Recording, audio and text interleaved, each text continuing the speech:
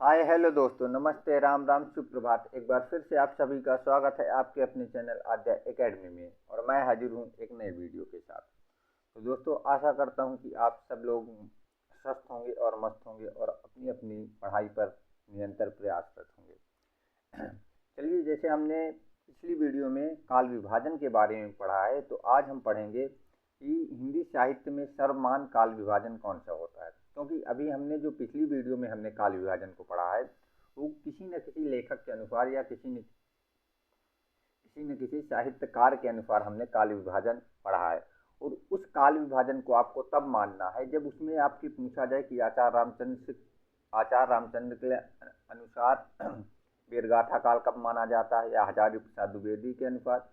जिसके अनुसार माना जाएगा उसी के अनुसार उस काल विभाजन से क्वेश्चन बनेंगे।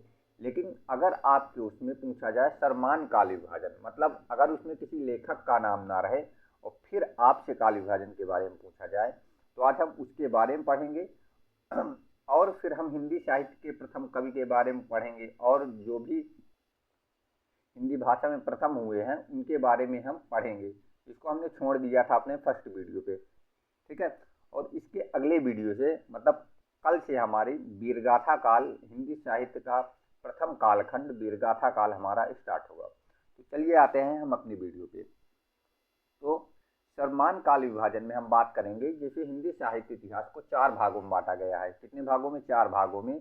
पहला आदिकाल हो जाएगा, दूसरा भक्ति काल हो जाएगा, तीसरा रीति काल हो जाएगा और चौथा आधुनिक काल हो जाएगा। आदिकाल को हम वीरगाथा काल भी कहते हैं। तो इसका सर्वमान्य काल विभाजन जो है, आदिकाल या वीरगाथा काल का विभाजन जो हो जाएगा, विक्रय संवत 1050 से 1375 तक माना जाता है। कितना माना जाता है? 1050 से 1375 तक इसका माना जाता है।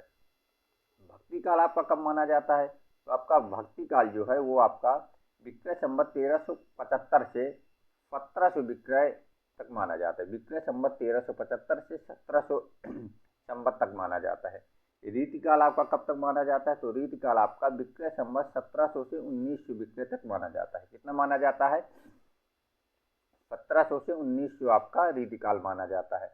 और आधुनिक काल आपका कब तक माना जाता है? तो आधुनिक काल आपका विक्रय संवत 1900 से अद्यतन तक माना जाता है। मतलब अभी तक जो आपका चल रहा है इसी को आधुनिक काल के रूप में मानते हैं, लेकिन इसका संवत जो हो जाएगा 1900 से माना जाता है। अब हमने आधुनिक काल को भी कई भागों में हम पढ़ते हैं। जैसे आपका भारतीय युग हो जाएगा, द्विवेदी युग हो जाएगा, छायावाद हो जाएगा, प्रगतिवाद, प्रयोगवाद, इन सारी चीज़ों को लेकिन इसको संवत में ना बांट करके सन में इसको बांटा गया है। और ज़्यादातर आपके क्वेश्चन सन से ही पूछे जाते हैं आधुनिक काल के काल विभाजन को। तो आधुनिक काल के काल विभाजन में सबसे पहले आपका काल विभाजन आता है भारतीय युग का। किसका आता है? भारतीय युग का। तो भारतीय युग के काल विभाजन में 1850 से 1900 ईस्वी तक इसका काल विभाजन माना जाता है। 1850 से लेकर के 1900 तक। और भारतीय हरिश्चंद्र इसके सबसे प्रमुख आपके माने जाते हैं, ठीक है। दूसरा आपके द्विवेदी युग। द्विवेदी युग का नामकरण जो है आपका महावीर प्रसाद द्विवेदी के नाम से इस काल का नाम पड़ा हुआ है। नामकरण इसका, द्विवेदी युग का नामकरण जो है आपका, वो किसके नाम से पड़ा हुआ है? महावीर प्रसाद द्विवेदी। क्योंकि कुछ लोग डाउट में रह जाते हैं, एग्जाम पे आपके महावीर प्रसाद द्विवेदी भी आएंगे और हजारी प्रसाद द्विवेदी भी आएंगे, 2 आएंगे, ठीक है। तो क्या होता है कि लोग हजारी प्रसाद में टिक मार के चले जाते हैं। तो आपको हजारी प्रसाद के अनुसार नहीं है, द्विवेदी युग जो है महावीर प्रसाद द्विवेदी के अनुसार आपका द्विवेदी युग हुआ, ठीक है। जो आपका सन 1900 से लेकर 1918 तक माना जाता है। फिर इसके बाद आपका छायावादी युग आ जाता है। कौन सा आ जाता है? आपका छायावादी युग आ जाता है, जिसमें आपके 4 सबसे महत्वपूर्ण आपके प्रमुख कवि छायावाद में माने जाते हैं। जैसे आपके जयशंकर प्रसाद हो जाएंगे, जयशंकर प्रसाद, सुमित्रा नंदन पंत हो जाएंगी, सुमित्रा नंदन पंत हो जाएंगे, सुमित्रा नंदन पंत हो जाएंगे। और आपके महादेवी वर्मा हो जाएंगी। कौन हो जाएंगी? महादेवी वर्मा। इनको आधुनिक काल के मीरा के नाम से भी जाना जाता है। आधुनिक काल की मीरा के नाम से महादेवी वर्मा को जाना जाता है। और एक आपके हो जाएंगे, क्या नाम है, देखिए अभी नाम याद आता है तो हम आपको बताते हैं। वो भी आपके बहुत ही इम्पोर्टेंट आपके हो जाएंगी। जिन्होंने सरोज स्मृति लिखी थी उनकी सबसे सुप्रसिद्ध रचना हो जाएगी सरोज स्मृति, उनकी सबसे महत्वपूर्ण रचना के रूप में मानी जाती है। ठीक है, और सरोज उनकी किसका नाम था? सरोज उनकी बेटी का नाम था, इसीलिए उन्होंने सरोज स्मृति की रचना की थी। ठीक है, तो आपके फिर छायावाद के बाद आपके आ जाएंगे प्रगतिवाद। कौन आ जाएगा? प्रगतिवाद आ जाएगा। और प्रगतिवाद को 1936 से लेकर के 1943 ईस्वी तक माना है। कितना माना है? 1936 से 1943। हाँ, सूर्यकांत त्रिपाठी निराला थे। कौन थे? सूर्यकांत त्रिपाठी निराला, जो आपके चौथे कवि हो जाएंगे। निराला जी आपके चौथे कवि हो जाएंगे। इनकी सबसे महत्वपूर्ण रचना हो जाती है कौन सी? अभी हमने जो बताई थी सरोज स्मृति। कौन सी हो जाएगी? सरोज स्मृति। और सरोज स्मृति इन्होंने अपनी बेटी सरोज के नाम से उसकी रचना की थी। ठीक है, अगला हो जाएगा कि छायावाद के बाद आपका प्रगतिवाद आ जाएगा। तो 1936 से 1943 तक आपका प्रगतिवाद चलेगा। फिर आपका प्रयोगवाद आ जाएगा। प्रयोगवाद में 1943 से लेकर 1951 तक। और यही प्रयोगवाद में आपको क्या देखने को मिलेगा? इसी में आपके अज्ञे जी यहीं से आ जाएंगे। ठीक है, अज्ञे जी प्रयोगवाद से ही आ जाएंगे। और आपके जो 7 कवि जो है वो इसी में से आपके देखे जाएंगे। ठीक है, प्रयोगवाद में ही। फिर आपकी आ जाएगी नई कविता। क्या आ जाएगी आपकी? नई कविता। और नई कविता 1951 ईस्वी से अंत तक मानी जाती है। तो अब आपके आधुनिक काल के जो आपका काल विभाजन है वो आपको बता दें। सबसे पहले आपका भारतीय काल आ जाएगा। कब से कब तक माना जाएगा? 1850 से लेकर के 1900, मतलब 50 साल आपका चला। फिर आपका भारतीय के बाद द्विवेदी युग आ जाएगा। द्विवेदी युग 1900 से लेकर के 1918। फिर आपका द्विवेदी युग के बाद छायावाद 1800 लेकर के 1918 से लेकर के 36, कितना?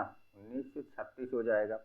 फिर प्रगतिवाद आ जाएगा। प्रगतिवाद आ जाएगा 1936 से 1943। और प्रयोगवाद 1943 से लेकर के कितना? 1943 से लेकर के 1951 तक माना जाता है।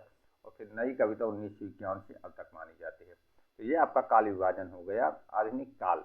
और यही आपका सर्वमान्य काल विभाजन माना जाता है। अगर आपके एग्जाम पर किसी लेखक का नाम नहीं है और काल विभाजन के बारे में पूछा जाता है तो आपको यही काल विभाजन आपको याद रखना है और किसी को आपको बताना है। ठीक है, अगला हम आ जाते हैं कि हिंदी के प्रथम कवि या आदि कवि के रूप में किसे माना जाता है। तो हिंदी के प्रथम कवि या आदि कवि के रूप में हम आप ये मान लीजिए कि अगर अभी हिंदी साहित्य में किसी लेखक के अनुसार ना पूछे और अगर आपसे पूछे कि हिंदी के प्रथम कवि किसे माने जाते तो सरहपा को सर्वमान्य माना जाता है। किसको माना जाता है? सरहपा को ही सर्वमान्य प्रथम कवि के रूप में माना जाता है। लेकिन अगर किसी के नाम के अनुसार पूछे, जैसे सरहपा को किसने माना है? सरहपा या सरहपाठ को राहुल चंद्र कृत्यायन ने हिंदी साहित्य का प्रथम कवि माना है। किसने माना है? राहुल चंद्र कृत्यायन ने माना है। दूसरे आपके स्वयंभू आ जाएंगे। कौन आ जाएंगे? स्वयंभू। स्वयंभू को किसने माना है? डॉक्टर राम कुमार वर्मा ने स्वयंभू को माना है। किसने माना है? डॉक्टर राम कुमार वर्मा ने स्वयंभू को प्रथम कवि माना है। ठीक है, अगले आपके पुष्य पुंज या पुष्पदंत, ये सब एक ही नाम है जिसको शिव सिंह सेंगर ने माना। अब इसको आपको याद कैसे रखना है? ठीक है, इसको आपको याद रखना है कि पुष्प किन पे चढ़ाए जाते हैं। तो पुष्प जो है शिव जी के ऊपर पुष्प चढ़ाए जाते हैं। तो पुष्प या पुण्य से आपके शिव सिंह सेंगर हो जाएंगे। ठीक है, विद्यापति। विद्या के पति कौन है? बच्चन सिंह। कौन है? बच्चन सिंह आपके विद्या के पति हैं, बच्चन सिंह। और मुंज और भोज को किसने माना है? मुंज भोज को सुबीर जी और गुलेरी जी ने मुंज और भोज को माना है। ठीक है, अब्दुल रहमान या अब्दुल रहमान को हजारी प्रसाद द्विवेदी ने माना है। किसने माना है? हजारी प्रसाद द्विवेदी ने माना है। अगला आपका है कि शालिभद्र सूरी। शालिभद्र सूरी को डॉक्टर दशरथ ओझा और गणपति चंद्र गुप्त ने माना है। किसने किसने माना है? शालिभद्र सूरी को 2 लोगों ने माना है, डॉक्टर दशरथ ओझा और गणपति चंद्र गुप्त ने भी माना है। अगला आपका हो जाएगा जोइंद। जोइंद को किसने माना? तो वासुदेव सिंह ने जोइंद को माना है। किसने माना है? वासुदेव सिंह ने जोइंद को माना है। वज्रसेन सूरी। वज्रसेन सूरी को अगरचंद नाहट ने माना है। किसने माना है? अगरचंद नाहट ने वज्रसेन सूरी को माना है।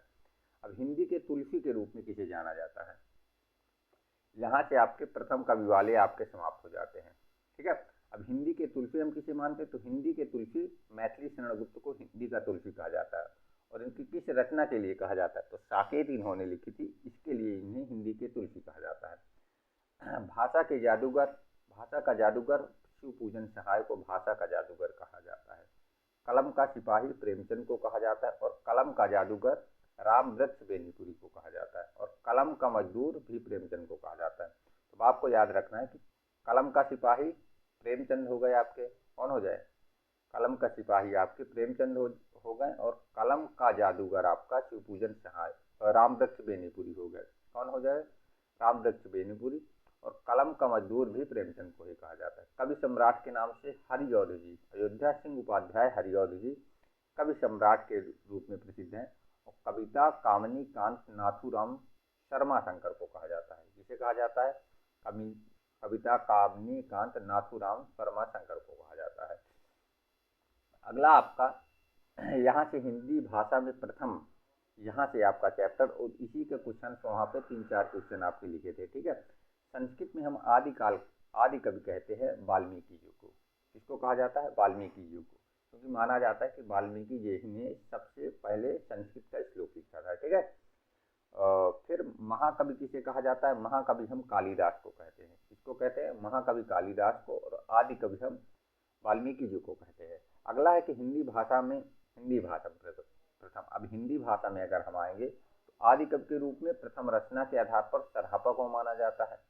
हिंदी का वाल्मीकि किसे कहा जाता है, हिंदी का वाल्मीकि स्वयंभू को कहा जाता है। अब देखिए ये वाल्मीकि क्यों कहा जाता है, वाल्मीकि इसलिए कहा जाता है कि जैसा काम वाल्मीकि जी ने संस्कृत में किया था, किसकी रचना करके, रामायण की रचना की थी उन्होंने, राम का वर्णन उसमें अच्छी प्रकार से उन्होंने किया था। तो जिस जैसा काम वाल्मीकि जी ने किया था रामायण की रचना करके, उसी प्रकार का शंभू ने हिंदी में उसकी रचना की थी, ठीक है। इसीलिए इनको हिंदी का वाल्मीकि कहा जाता है। तो शंभू ने किसकी रचना की, तो शंभू ने पौमचरू की रचना की थी। किसकी, पौमचरू की रचना शंभू ने की थी, जिसमें राम का चरित्र है, इसमें राम का चरित्र वर्णित किया था, ठीक है। अब अवधी का वाल्मीकि किसे कहा जाता है, तो अवधी का वाल्मीकि तुलसीदास को कहा जाता है, क्योंकि तुलसीदास ने रामचरितमानस की रचना जो की थी वो अवधी भाषा में की थी, इसीलिए अवधी का वाल्मीकि इन्हें कहा जाता है। अगला हिंदी का प्रथम महाकवि किसे कहा जाता है, तो हिंदी का प्रथम महाकवि चंद बरदाई को कहा जाता है। किसे कहा जाता है, चंद बरदाई को, जो पृथ्वीराज के साथ ये रहते थे, ठीक है, पृथ्वीराज के महाकवि थे। अगला है आपका कवियों का कवि, तो हम कवियों का कवि शमशेर बहादुर सिंह को कहते हैं। किसे कहते हैं कवियों का कवि, शमशेर बहादुर सिंह को। और कलिकाल का वाल्मीकि तुलसीदास को कलिकाल का वाल्मीकि कहा जाता है। खड़ी बोली के प्रथम कवि, तो खड़ी बोली के प्रथम कवि अमीर खुसरो को कहा जाता है। किसे कहा जाता है, अमीर खुसरो को। और इस चीज़ को राम कुमार वर्मा के अनुसार माना जाता है। राम कुमार वर्मा ने ही खड़ी बोली का प्रथम कवि अमीर खुसरो को माना है। किसे माना है, अमीर खुसरो को माना है। अगला है खड़ी बोली के प्रथम महाकवि, तो खड़ी बोली के प्रथम महाकवि अयोध्या सिंह उपाध्याय हरिऔध को माना जाता है। आधुनिक खड़ी बोली के प्रथम कवि, तो आधुनिक खड़ी बोली के प्रथम कवि आपके श्रीधर पाठक हो जाएंगे, ठीक है। खड़ी बोली के प्रथम कवि अमीर खुसरो, खड़ी बोली के प्रथम महाकवि अयोध्या सिंह उपाध्याय आपके हो जाएंगे। और आधुनिक खड़ी बोली के प्रथम कवि श्रीधर पाठक को माना जाता है। प्रथम स्वच्छंदतावादी कवि श्रीधर पाठक को माना जाता है, ठीक है।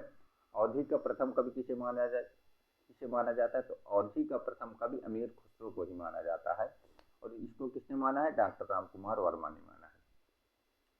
प्रथम सूफी कवि किसे माना जाता है, तो प्रथम सूफी कवि मुल्ला दाऊद को माना जाता है। और मुल्ला दाऊद को किसने माना है, डॉक्टर राम कुमार वर्मा ने मुल्ला दाऊद को माना है। असाइद को किसने माना है, डॉक्टर नगेन ने असाइद को माना है, ठीक है।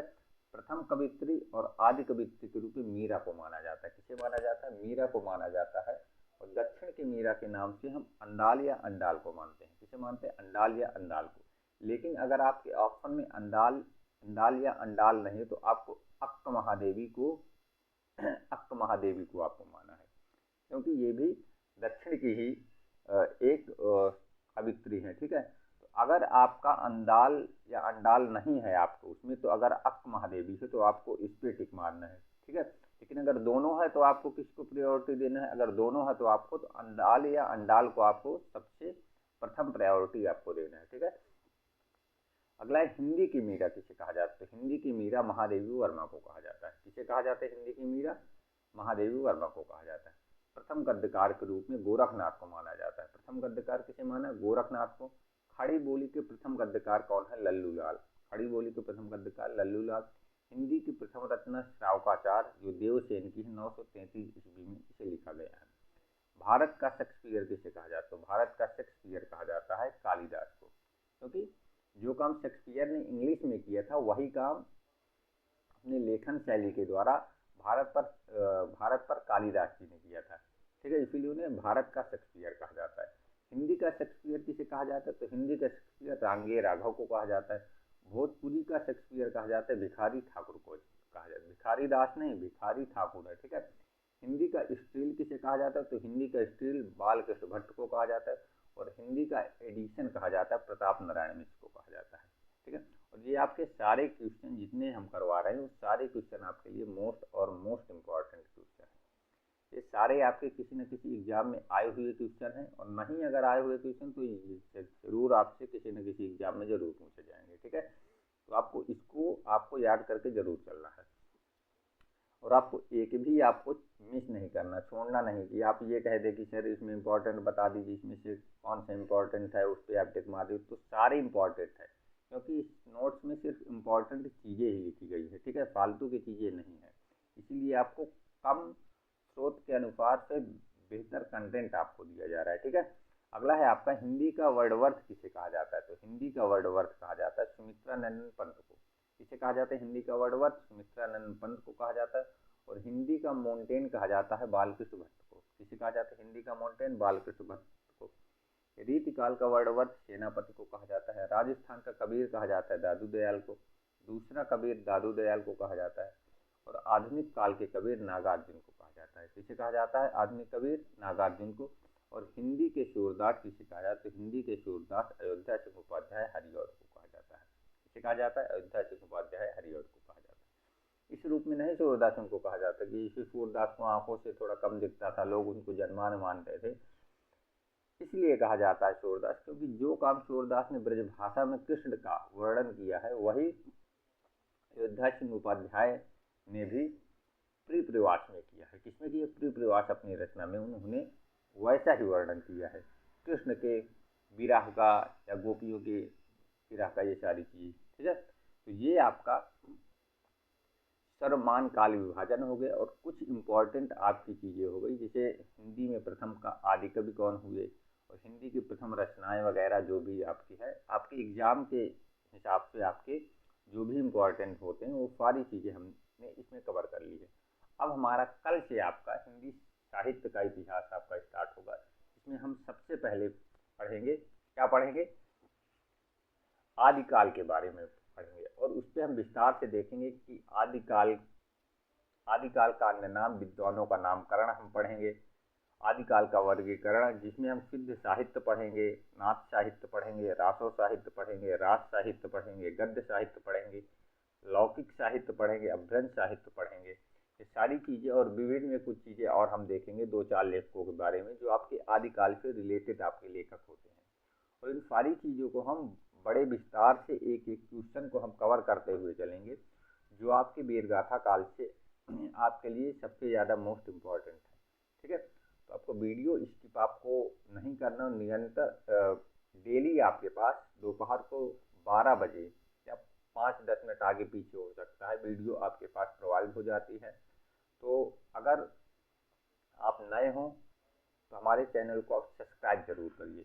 ठीक है, क्योंकि जब आप चैनल को सब्सक्राइब करते हैं और एक प्यारा सा आप कमेंट बॉक्स पर देते हैं, वीडियो को लाइक करते हैं, तो इससे एक मोटिवेशन मिलता है कि हम एक अच्छा कंटेंट आपको दे पाएँ, और आपकी तैयारी में थोड़ा सा हाथ हमारा भी रहे। मान लीजिए 10% या 5%, क्योंकि 90% आपको तैयारी तो खुद से करनी है। ठीक है।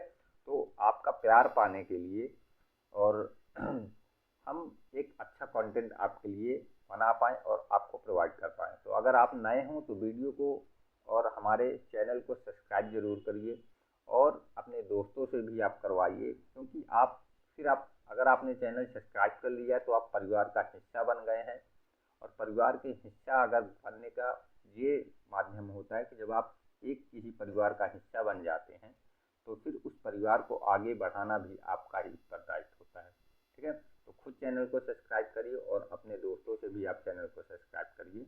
यही हमारे लिए आपकी दक्षिणा होगी या आपकी पेड बैच की आपकी फीस होगी। चलिए मिलते हैं हम कल से आपको हिंदी साहित्य के प्रथम काल वीरगाथा काल की एक नई वीडियो के साथ। तब तक के लिए जय श्री राम, राधे राधे, जय हिंद।